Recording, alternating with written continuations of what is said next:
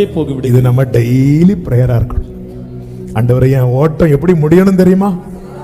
அந்த வார்த்தையின்படி முடியும் போது என்ன ஆகும்? அதுல எதை செய்வேன்னு சொன்னாரோ அதை எல்லாம் நம்ம கண்கள்ல காண வச்சு, நம்ம கையில எடுக்க வச்சு, ஆமென்.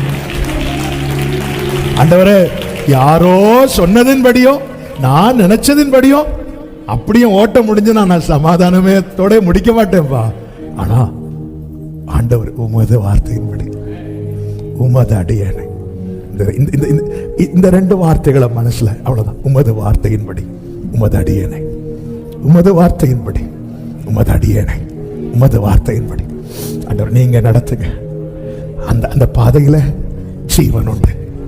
அந்த பாதையில பயணிக்கிறவர்களுடைய கண்கள் ஏளிமையும் காணும், காணானையும் காணும்.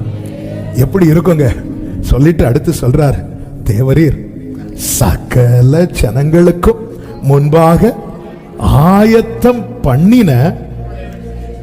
எத்தனை பேர் நம்புறீங்க நிறைய ஆயத்தம் பண்ணிட்டு இருக்கிறார்? ஆண்டவர், அதை என் கண்கள் பார்க்கணும். என் கண்கள் பார்க்கறதுக்கு முன்னாடி வார்த்தைக்குள்ள பயணித்தா இதுதாங்க லைஃப்.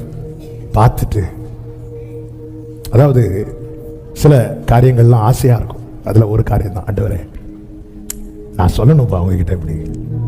ஓகே ஆண்டவரே, ரைட், இப்போ எடுத்துக்கோங்க. அப்படி சந்தோஷமா சொல்லணும். பவுல் சொன்னார்ல, அவ்வளவுதான்.